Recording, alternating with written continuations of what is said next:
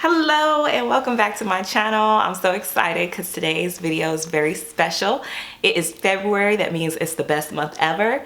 Not just because it's my birth month, not because it's the month of love, but because it is Black History Month. I always look forward to this month as a child. Of course, you know, Black history is 24/7, 365, but it's good that we have a month that we're able to hone in and really reflect. Unfortunately, you know, in school and just in society that we live in, Black history is not acknowledged or a part of the curriculum. So you kind of have to do that extra work to go above and beyond to get that information. But being the creators that we are and the creators that we are, we have Black History Month to really hone in and really collectively come together to publicly proclaim and acknowledge our history as well as our present and as well as all the amazing things that we're building in the future. So I wanted to share with you guys a more revamped list of some Black history recommendations. This doesn't mean that these are all historical. I have fiction, science fiction, so on and so forth. In one way or another, these books either made me very proud to be Black, made me feel like my story was being told, made me feel like a Black story was being told, or somehow challenged thought. So let's go ahead and get started. I have 15 books to talk about. I will actually start off with the two that I'm reading for Black History Month. The first one being The Warmth of Other Suns by Isabel Wilkerson, which is a whopping 600 plus pages and was released in 2010.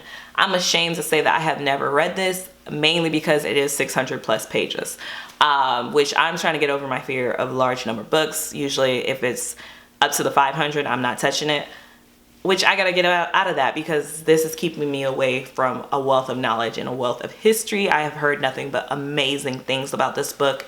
So I'm excited to devote the time into reading it. For those of you who are not familiar, it is about African Americans migrating from the South to northern states as well as western states over the periods of decades. Like, this is untold American history. This is something you do not learn in school.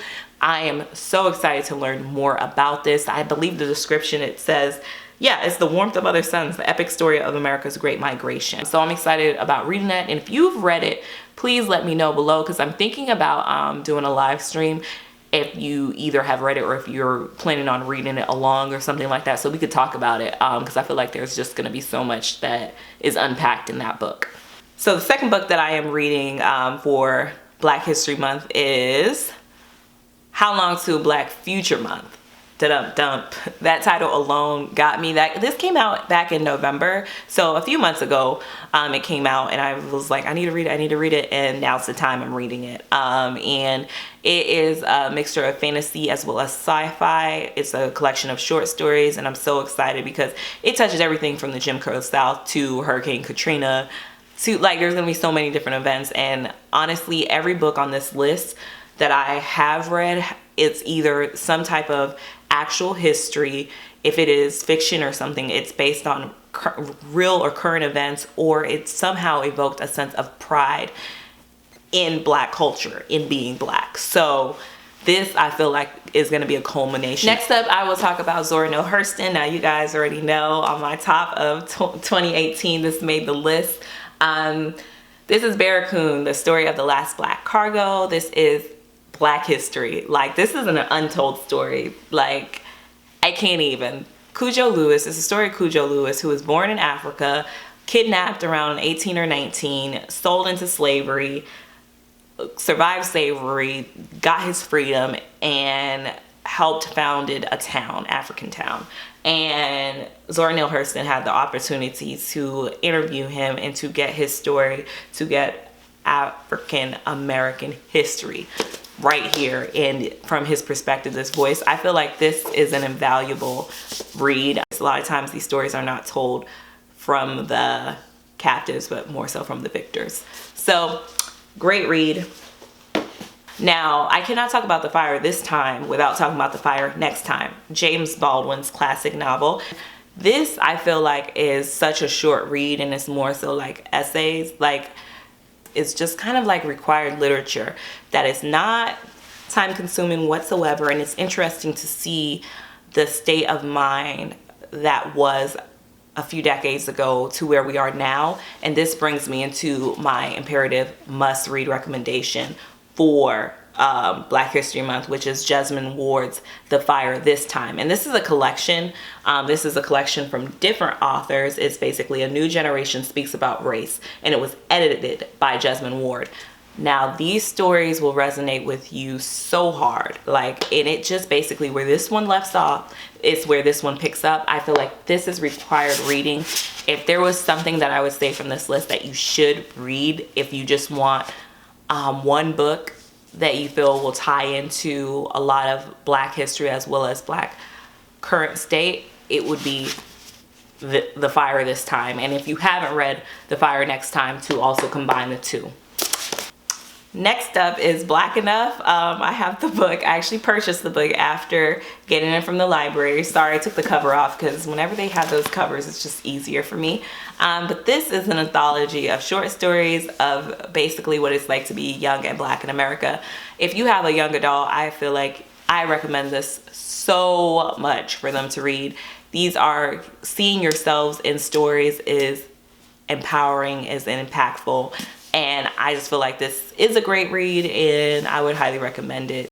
I know I already talked about Jesmyn Ward and I'm clearly a fangirl over her. I just love her writing, but this is actually nonfiction from her again. So these are two nonfiction books that she's on this list.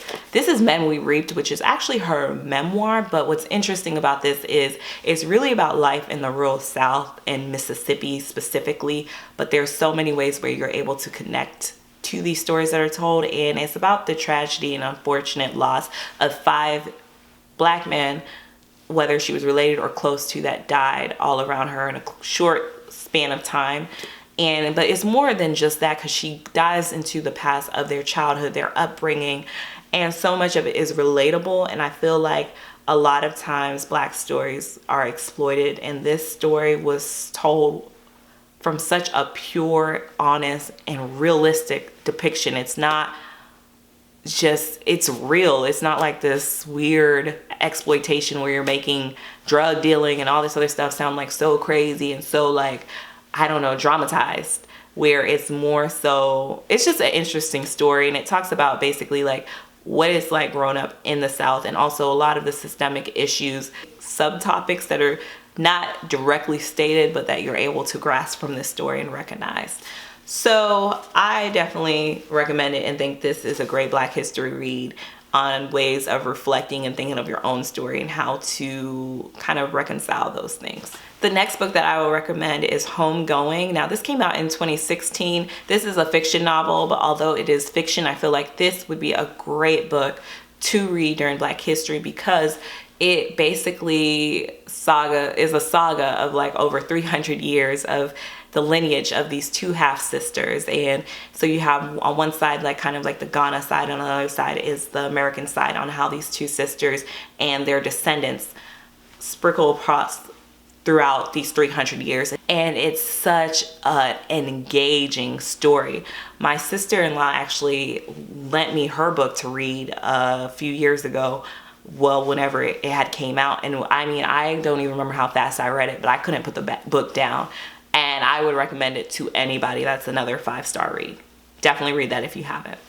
The next book that I recommend is Ta-Nehisi Coates' Between the World and Me. This is an easy read, but this is basically like a man's story to his son, basically about American history. And the way it is told, it breaks down so many things and kind of like how things were passed on to him from his father. And I just feel like it's an amazing book, especially if you have a Black man in your life. I think this would be a great read for them, as well as just a woman or man, whoever would be into this. It's an engaging read. I definitely feel like this would be perfect for Black History Month if you haven't already read it. Next up, I think a great book for Black History Month, especially if you're looking to get somebody a gift, would be Well Read Black Girl. I feel like this is history because it has so many amazing writers who not only contributed, but who are sharing other amazing writers who inspired them. When we're talking about thinking of the past, present, future, I think this is a great book to give to someone to expose them to maybe writers of the past that they are not familiar with, as well as current Black writers that are telling our stories and making an impact. So this, to me, a great gift, as well as if you have not read it, I think this would be the perfect time to do so. And there's lists in here that lists different, like a whole section, like whole sections of authors and book recommendations. So definitely recommend this. Next up, the book I recommend is Friday Black. You guys know I love that book. I talk about it a little too much. Came out a few months ago, and it's like dystopian society, but I feel like dystopians are a good way of challenging like not only how far we've come, but showing like what could happen if society remains the same. I think it's a reflective piece. I think that this is an engaging modern piece of work that would be an amazing topic, especially as a family. If you're trying to discuss certain topics, I think this would be a great table topic during Black History Month. So being of the Haitian descent, it was always hard for me to find like different books of Haitian like history, if that makes sense. It's hard to find books by Black authors, Black historical books or whatever when growing up in school. But when I was a freshman in college, my professor introduced me to Edwidge Danticat, and I was forever grateful. And one of the books that she recommended for me is The Butterfly's Way. I'm going to reread this because when I read this, I was like, wow. Like, it was so many stories across the diaspora, but it was really focusing on way, shape, or form someone of Haitian descent or someone who was born in Haiti and their kind of story of their life and their transcending into America. And I remember it was like the first time I read anything that even discussed like homosexuality or even discussed some of like different traditions, different things that some things I just wasn't used to, but it was such a diverse reading where I realized like, wow, there is a commonality amongst us all, but then there's also these unique stories that are just not told. And it's not one of her most popular books, but I feel like it's just, to me, one of the best books that she has, and it's a great collection of stories. So I would highly recommend that. The next book that I would recommend is Brown Girl Dreaming. This is by Jacqueline Woodson, and I love this book. Clearly, I own the book. I feel like this is another memoir story. It is told completely in verse, so it reads very smoothly and very beautifully. But it's another story where you're just telling your story, but it also shows like your lineage. And I feel during Black history, it's great to remember not only where you came from, but who makes you who, and how that's going to transcend to the other generations after you. Just to show like the impacts of Black history and the impacts of American history and how those intertwine. Touching on poetry, this is another one that made my top of 2018, and this is Donna Smith's Don't Call Us Dead. This is amazing. Like, look at this cover and you should already be able to tell how amazing it is. But it is basically about Black lives, about Black masculinity. It's beauty, it's pain, it's everything. And I feel like if you are a fan of poetry, you will love this. Or even if you're not, the poems are told in such a just moving way where you'll be able to connect in some way, shape, or form. So I highly recommend this. And last but not least, James Baldwin also made it again. And this is If Beale Street Could Talk. The reason why this is on my Black history is because I feel like this is a romance novel to me. I didn't really have any Black romance novels on here that I put in there, but I feel like if you're into romance, this is a great book to read that ties in not only one of the world's best authors, best Black authors, James Baldwin, but it also tells current, like you'll read this and be like, this is present day today.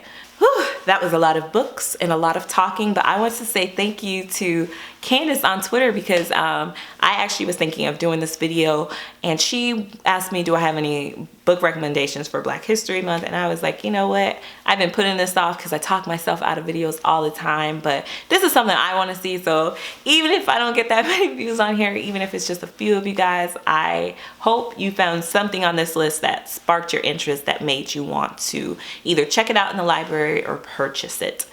Anyways, I will see you guys in my next one. Love and light, and God bless always. Bye.